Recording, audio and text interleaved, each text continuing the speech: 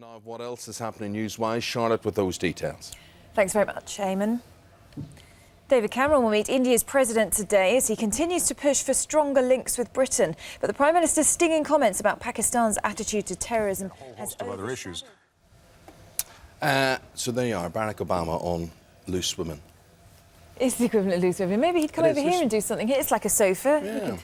And he says it's good to be on a programme that Michelle watches. You could just imagine Michelle in there. Slippers on, feet up at home, every watching lunchtime, watching a bit of Jeremy Kyle, and then the View or Loose Women or whatever it is coming on.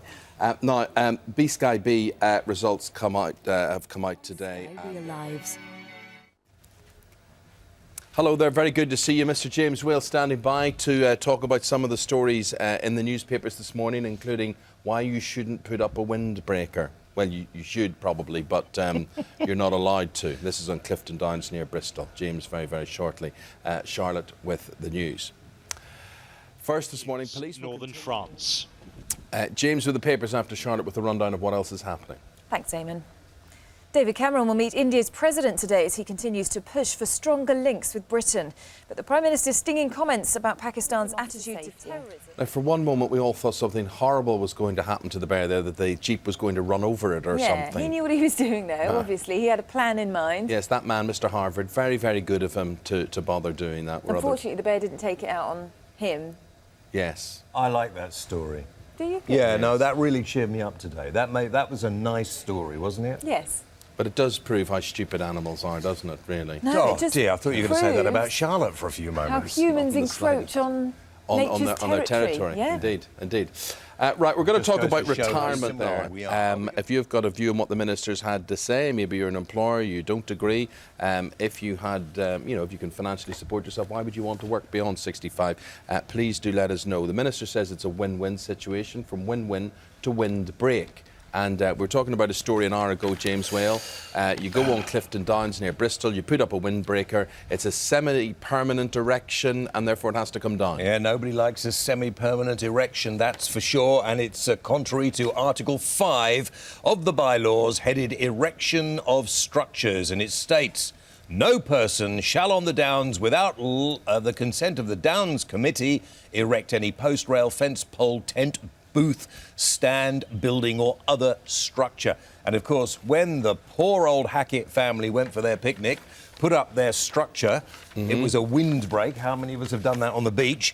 And they get an old Jobsworth comes along and says, take it down. And what are people saying about that, Charlotte? Well, a lot of people are saying, look, this is ridiculous. Darren Sear, for example, says, thanks for the best laugh I've had in a long time. He says, this is one of the reasons I left the UK. He says, to quote a bylaw on semi-permanent structures after erecting a windbreak is hilarious. But Murph, who lives in Bristol, points out this was kept as a beauty spot for 50 years due to a trust. He says now people cook from barbecues, they leave burn marks in the grass, so the council has to preserve the place. He says a windbreak would look out of place there. Get over yourself, Mirth. Let people go and enjoy themselves, for goodness sake. No, bit of grass, it'll grow back. Yes, we had the Home Secretary yesterday talking about law and order and 24-hour drinking and ASBOs and all that sort of thing, and you're taking this theme up now. This is in well, it's Sun. in all the papers today. This is in the Sun. It's in most of the papers. I mean, she spoke a long time, didn't she?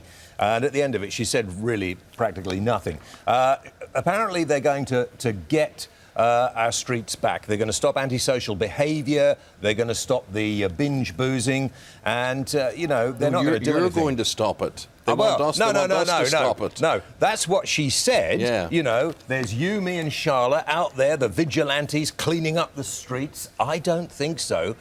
She said just nothing, to be honest. The law stands that if somebody is behaving badly in the street, you can sort them out. There is no will to enforce the law. That's the problem. Getting rid of an ASBO here and ASBO there and, saying we're going to get rid of 24-hour drinking. I've not found anywhere open 24 hours, alas, I must admit, isn't going to work. The little yobbos you see in the pictures on the papers and the people vomiting in the streets, they always pick pictures of women doing that as well. You noticed that, Charlotte? It's disgraceful, isn't it? Men are just as responsible. No, I think it's women who just can't drink sensibly. James, let's move on to pensions. We were talking to the Employment Minister there, and this is the burden of town hall pensions from the meal today? Well, I tell you, I was interested in what the Minister had to say, but he's only saying what he's been told to say. I think it's great. We should be able, at a certain age, 65, if we want to retire, we should be able to retire. And the state should look after us. We've paid enormous amounts of tax all our lives. And, of course, what they're trying to do is get it on the cheap, and it won't work. And what's going to happen to all those people who say, well, we'll keep on the old guys and we won't take any more younger people on? There's going to be a bottleneck. Yeah. But, you know, when you pay your council tax, do you realise that an enormous amount of that is going to the pensions of the people at the town hall, who have lovely, lovely pensions? And town hall pensions are costing far too much. Council tax bills will have to go up and local government services reined back if the cost of their gold-plated pensions continues to go unchecked. So it's one rule for them. The politicians, local authorities, nice pensions, you and I, unless we've made any provision for ourselves, and how can most people do that? They can't afford to save, will be living in poverty. We have no respect for the elderly. And, the Minister is just, he's talking rubbish, to be honest with you. But of course, people like us, we don't have the choice to work beyond 65. That choice will be made for us probably very shortly. Well, I don't know about that, but I think they could wheel us in front of microphones and we can just carry on going annoying people as long as we go. Now, I tell you what annoys me. I don't know if you ever picked this up. Bins and the attitude to bins. And, you know, we were supposed to be able to go back to weekly collections with this new government, and that's not going to be the case. What's the latest on wheelie bins? Ah, now, you might like this, Eamon, because apparently wheelie bins are going to be cut, all right? I saw wheelie bins will be cut. Plans to cut down on unsightly wheelie bins that clutter streets and pavements will be unveiled today by Caroline Spellman, the Environment Secretary. Though I'll tell you what, I'd rather have wheelie bins than black plastic bags which are ripped open by rats and foxes. What I would rather have is you know, in other countries in Europe, they get not weekly collections, but bi-weekly collections and sometimes tri-weekly collections. But you shouldn't really need that if you're recycling all the bits that you're supposed to Oh, do. for goodness sake, Charlotte. We'll say that in stereo. You right. shouldn't, though. Oh, Charlotte. Listen, Mrs. Whale quite likes to unwrap things in supermarkets and leave the wrap... It's all right, for them to deal with. Very good idea. Let them deal with it, but I'm getting fed up with it, I have to be honest with you. James, got to leave it there. Thanks a lot. Thank you very much indeed. Mr. James Whale from LBC Drive Time. We're going to take a break. We're talking about why concert ticket sales are falling. Because when you get HD TV or 3D TV or whatever, it is easier to stay at home, isn't it? Yes, it's really expensive now as well. When you go to concerts, if you want a decent seat, it's about £75. If you want a really good seat, they can be in excess of £100 now. So, you know, 4 if you go, that's a lot of money. It's not very comfortable either, is it? I always find. No, you're always sat like that, looking straight down a sheer drop. It's always a massive trek to and from the stadium as well, Yeah, like trying to get out of a hassle, massive, hugely... No wonder their packed ticket stadium. sales are falling off. 100 metres European Champions last night. Tell us about that, Sarah Jane. Yeah, well, Britain's 100-metre runner Mark Lewis-Francis described himself as the happiest man in the world after he won a silver medal at the Euro.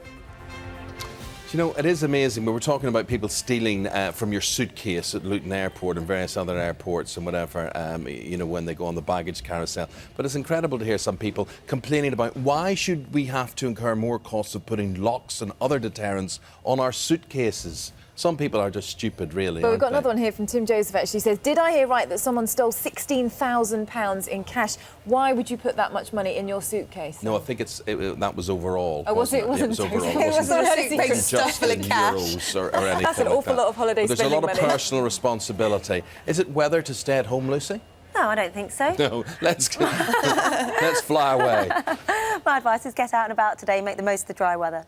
Alex, thanks very much. Got to leave it there. Well, from France, where police are digging up gardens looking for bodies, to England, where they've been doing the same thing. Some breaking news on that from Charlotte. Thanks, Amy. Yes, the news just in is that police say they've found no evidence of crime at a second house where the serial killer Peter Tobin lived. Search teams had spent more than 2 weeks searching the garden. Other issues.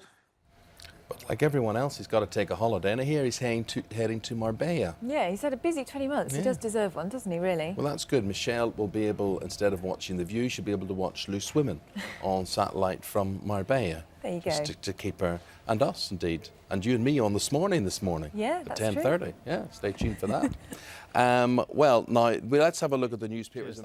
Thank you. He's a Newcastle supporter, you know. Is he? Yeah, which means the first day of the season for him, he'll not be very happy. Well, it's a good job you got your request in early in that case, on a good day, isn't it? Yeah. Man United play Newcastle first of the season. Now, we've got the Man United goals coming up after the break of them in Texas. What else have We you got, have Sarah Jane? indeed. We've also got why Liverpool's manager is worried about tonight's Europa League qualifier in Macedonia.